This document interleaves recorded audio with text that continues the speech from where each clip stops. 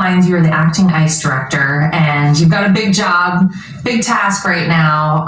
But I want to start by asking you about something that happened. California Governor Gavin Newsom signed into law a ban on law enforcement officers wearing face coverings when they are out conducting official business in the state of California.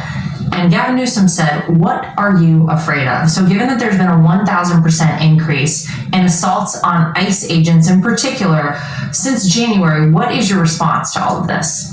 I think that number right there shows what we're afraid of, right? I think it also shows, too, that elected officials just don't want to stand behind the men and women of law enforcement, specifically ICE. When you think about the reason why the men and women of ICE have to wear it, it's frustrating that you have elected officials that just don't recognize that because of some of their rhetoric, some of their colleagues are calling out the doxings of ICE agents and their families.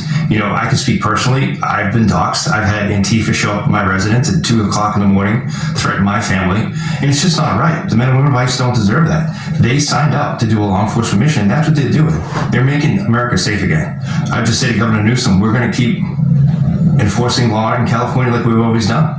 Well, we continue to see lawmakers and political leaders seeming to work against ICE, seeming to work against a lot of law enforcement, including 11 who were recently arrested in New York City. So what do you say to those leaders out there who are continuing to cast ICE in this light as though you guys are the bad guys? Right. Meanwhile, you're actually trying to enforce the law and get real criminals off the streets. I wish those city officials, elected officials would go ahead and actually take the time and educate themselves on who we're actually out there arresting.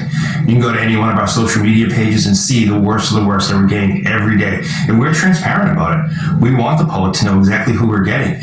And those city officials in New York who had that stunt, who tried to get into our offices, who were they trying to get in to see, right? We had TDA gang members, MS-13 member in there. We had people wanted for violent assault, a fentanyl dealer. Are those the people they really want to free? Are those the people that really they're sticking up for? I think that says a lot to the people who they represent in the city, is the fact that they're putting criminals ahead of law enforcement. Yeah, one of the cities that we know federal law enforcement has gone into is Chicago. There has been quite a violent response to what is called Operation Midway Blitz, including very heated protests outside of one of the ICE facilities there in Illinois. Has that operation been successful for you guys? Operation Midway Blitz is making Chicago safe. We've gotten over 550 criminal aliens off the streets. So when we have elected officials and those protesters who are being bussed in from other locations trying to interfere with our vehicles, they have people in there that are criminal aliens. So you don't want these criminal aliens to have justice. You don't want them to be taken out of the country, out of your neighborhood. Instead, you want these heinous criminals released back into your community, in your neighborhood. Sex offenders to go back to neighborhoods where kids are. That's what's frustrating for us, is that we're actually making a difference. But these protesters are just increasing the violence against the men and women of ICE. And I don't think they understand who they're actually trying to protect. There was recently a missing 13-year-old that your ICE agents were able to track down and find. She had been kidnapped by 2 illegal immigrants from Venezuela. This is a horrific situation, but I think it actually got worse from what your agents found. We did. The best thing about that, we were able to rescue that poor young girl, but we also found a 15-year-old girl that was in the basement as well. The best thing that President Trump has given us is that whole of government approach. So we got a lead from the U.S. Marshals.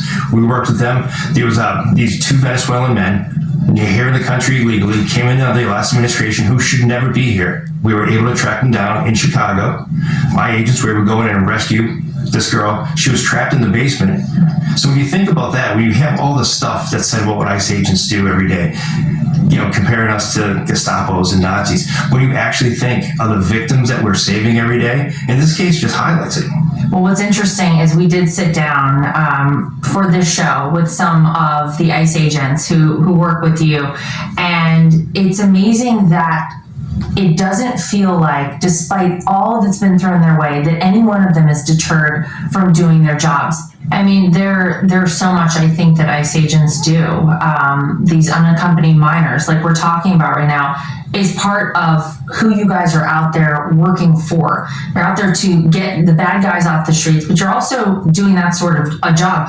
What's something that might surprise people to learn about your agency? I think one thing is that, like you said, the unaccompanied minors, we're so focused on finding the more than 300,000 children that came into this country and were given as sponsors that we don't even know who these sponsors are, right? So when you hear about people, ICE agents are separating families or ICE agents are going to a school, no, the ICE agents, the men and women of Homeland Security investigations, are going to the last lead they had. They're trying to find this child, trying to make sure it's not a victim of human trafficking or sex trafficking, that we actually care about these children. I think we're painted in such a bad light that the good work that the men and women do every day is lost. And I think that's one of the great initiatives that we have, is trying to locate these missing children. I would love for more mainstream media to pick up on that and actually show the victims and what the impact we're making. And not only are we reunifying children with their parents, but getting them out of sex trafficking situations, forced labor situations that no child should have to go through. You recently announced that 2 million illegal immigrants have been removed or self-deported since January 20th of this year. That's absolutely incredible. What an undertaking. Did you ever imagine that you would get here in September and be able to say 2 million out? No, and I knew the men and women were confident to meet our goal, but just the fact that I didn't realize that people actually listen to the president's message, that if you want to live the American dream, if you leave now, you have the chance to come back and do it the right way. And I think so many people see that. And I think the other thing too is people actually know we're serious now. A lot of the times before, in the past administration, we always said we were out there getting the bad guy, or we're going to increase deportations and arrests. No, they're actually seeing us out there doing our law enforcement mission. So I definitely think the opportunity for them to come back and live the American dream is one key to it. But I also think they know that, under President Trump, we're serious about getting criminally illegal aliens off the street. So ICE is currently looking to hire more than 10,000 new agents and lawyers because the demand is growing. This is a very important job. It's expanding. You're working with the GSA to open up hundreds of new offices, you guys say, across the country. What can you tell us about that? It's been amazing. The response we've had to our recruiting is unreal. I have over 150,000 applicants from all walks of life. And a lot of it is a lot of active duty military leaving military service, a lot of active local and state law enforcement officers that want to have a great federal career because they know it's a righteous mission. They know we are making America safe again. And it's been great. And one thing we realized is that when we started having more cooperation all across the United States from a lot of police departments who hadn't really worked with us in the past, is that there are so many criminally legal aliens at large that we need more people. And this recruiting effort has been huge in helping us meet those goals.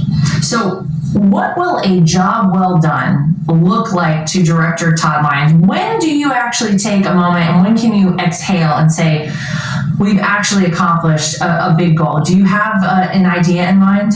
For me, I would just really to have ICE have the recognition that we're making the impact in the communities, to have that recognition that what the men and women are doing every day, putting their lives on the line.